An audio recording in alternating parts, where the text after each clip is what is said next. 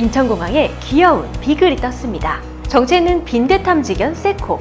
빈대는 특유의 페로몬으로 고수와 비슷한 향이 나는데 후각이 뛰어난 비글은 쉽게 그 냄새를 감지해 빈대를 찾아낼 수 있습니다. 사람은 눈으로만 찾기 때문에 호텔방에서 빈대를 한 마리 찾으려면 20분은 걸리지만 비글은 1분 만에 찾을 수 있다고 합니다. 2살인 세스코는 1년간의 훈련 끝에 빈대를 찾는 직원으로 세스코에서 파견된 건데요. 작년에 파리가 빈대로 시끌시끌했으니 그 사이 세스코가 빠르게 훈련시켜 이번 파리올림픽이 끝나는 시점에는 공항에 투입할 수 있었던 것으로 보입니다. 그만큼 세스코는 갖은 해충과 방제를 도맡고 있습니다. 날고기는 선진국에 여행을 가도 한국보다 쥐와 바퀴가 자주 보이는데요. 한국이 이렇게 깨끗한 데는 아마도 이 기업의 효과도 있지 않을까요? 세스코 읽어드립니다.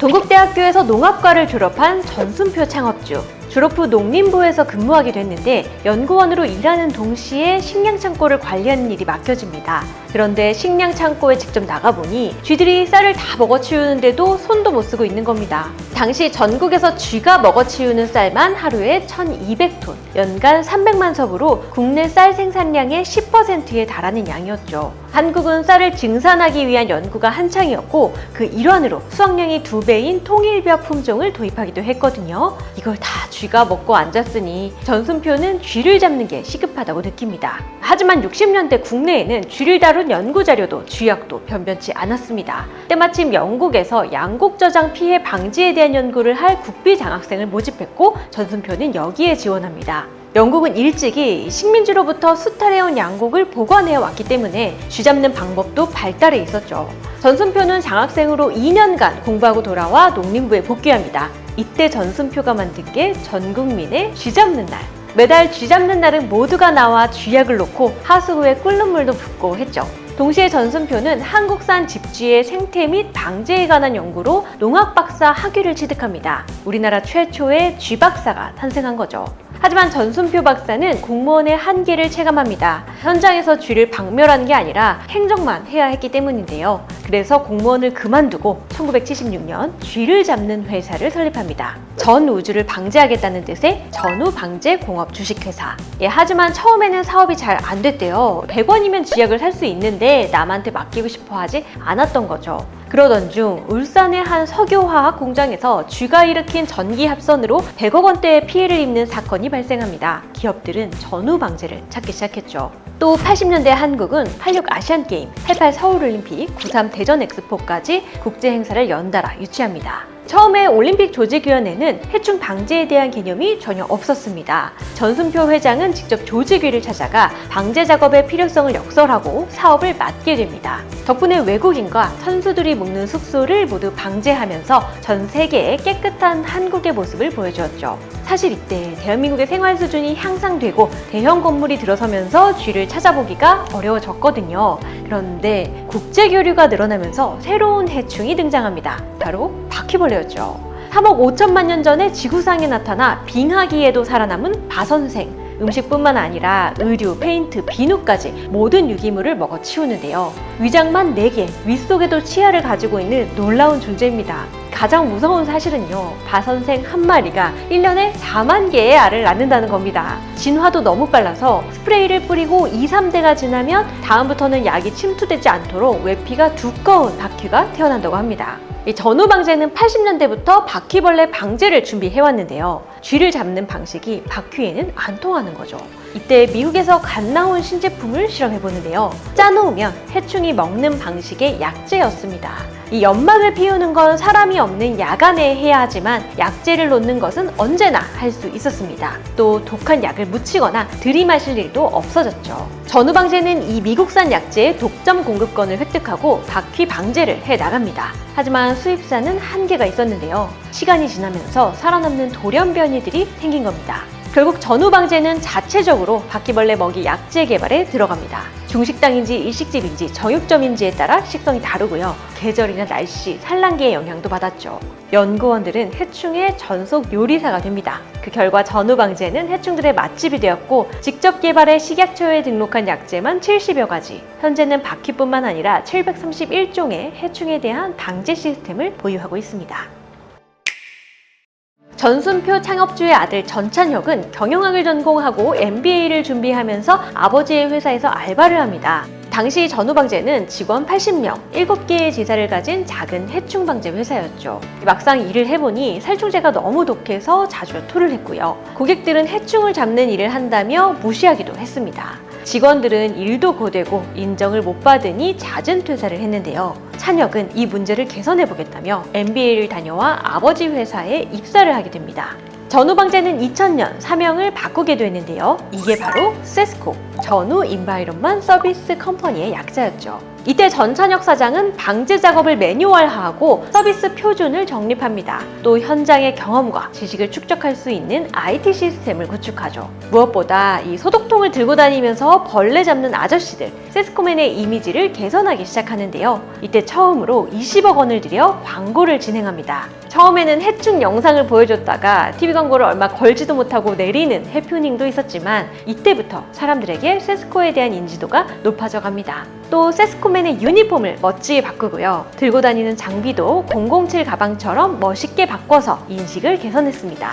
이러한 노력은 뜻밖의 곳에서 터지는데요. 바로 홈페이지였죠. 홈페이지를 설립한 지 1년 만에 갑자기 접속자가 하루 10만 명을 돌파한 겁니다. 세스코의 Q&A 코너에 가면 어떤 질문이라도 정성스레 답변한다는 소문이 퍼진 건데요. 부산의 한 대학생이 호기심에 질문한 것을 자신의 학교 게시판에 공개한 겁니다. 그게 포털 사이트를 타고 퍼져 나가면서 사람들이 엉뚱한 질문을 하러 들어온 거죠. 이게 너무 인기가 있는 나머지 인터넷에 팬클럽이 생길 정도였고요. 지금도 세스코 블로그에 가면 집이나 동네에서 마주치고 싶지 않은 해충에 대한 대처법을 안내해주고 있더라고요. 2002년 연매출 176억 원이던 회사는 2021년 3,850억 원으로 20배 가까운 성장을 하면서 전찬혁 회장은 자신의 결심대로 작은 방제 회사를 중견기업으로 성장시킵니다. 게다가 또 다른 킥이 있었으니 바로 세스코 멤버스존.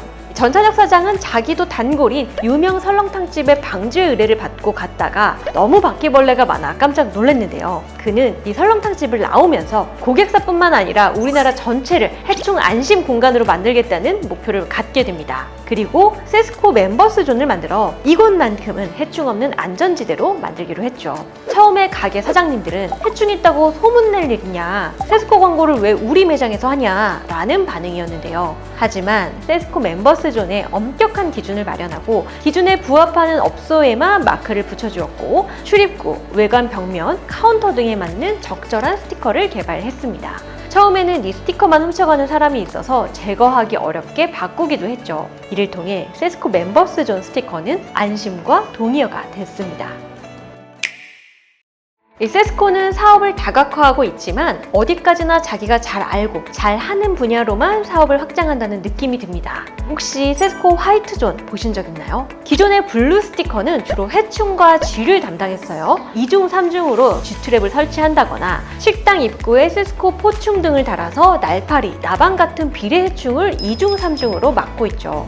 그런데 세스코 화이트존은 식당과 관련한 전반적인 청결을 담당합니다. 2013년 세스코는 식품 안전 서비스를 만들고 직원들의 위생 상태, 식재료의 유통기한, 원자재 표시, 식기살균 여부 등등 주방에서 일어나는 모든 위생 상태를 점검하고 컨설팅하기 시작합니다. 세스코 화이트존 스티커가 붙은 가게는 세스코의 위생 관리를 받고 있다는 뜻이죠. 여담이지만 세스코는 식당을 위한 환경위생용품을 따로 팔고 있는데요. 주방 세제부터 날파리 트랩까지 세스코가 만들었다니까 깨끗한 느낌이 들어서 저도 계속 구매해서 쓰게 되더라고요. 또 세스코는 2000년대부터 바이러스, 박테리아에 관한 제품도 개발해 왔는데요. 엘리베이터, 공중화장실 등의 오염도를 줄이고 공기의 청정뿐만 아니라 공기 속 세균을 줄이는 공기 살균기를 선보였고요. 2010년부터 사스, 신종플루, 메르스, 그리고 코로나까지 연달아 터졌을 때 살균기, 손세정기, 소독기까지 이미 제품이 준비되어 있었죠. 전염병 때는 남들이 기피하는 방역에 앞장섰습니다. 그 밖에도 정수기, 비데같이 아주 균이랑 균은 다 잡는 제품들을 라인업하고 있습니다. 세스코가 잘하는 또 다른 사업 분야도 있습니다. 바로 이물질 분석입니다. 2010년부터 식품업체는 판매한 식품에서 이물이 발생하면 식약처에 의무적으로 보고해야 합니다. 이 식품업체들은 뭐가 발견됐다 하면 빠른 시간 내에 보고 대상 이물인지 아닌지 파악해야 하죠. 식약처 역시 보고된 이물질의 정체를 판명해야 했습니다. 하지만 식품업체나 식약처는 이물이 무엇인지 판명할 만한 역량이나 노하우가 부족한데요. 수십 년간 데이터를 쌓아온 세스코에게 이는 잘 맞는 일이었죠. 2014년에는 이물 분석센터를 만들고 각 분야별 석박사로 구성된 전문가들이 모든 이물질을 분석하고 데이터를 쌓기 시작했습니다. 그 결과 세스코는 해충의 털끝 하나만 있어도 이게 무엇인지, 서식 환경은 어떤지 분석할 수 있게 됩니다. 이물질계의 CSI라고 불릴 정도인데요. 세스코는 식약처 지정 자문위원으로 공무원을 교육시키고 이물을 판별하고 있습니다. 중국에 생활용품을 수출하는 한 기업은 제품에서 개미로 추정되는 이물질이 다수 발견됐다는 클레임을 받고 세스코의 샘플 분석을 의뢰하는데요. DNA 분석 결과 이는 중국에서 서식하는 흰개미였습니다. 제조상의 결함이 아니라는 사실이 판명되어 금전적 배상을 하지 않아도 됐죠. 위생과 안전이 점점 더 중요해지면서 이물 분석의 수요는 더 높아지고 있습니다.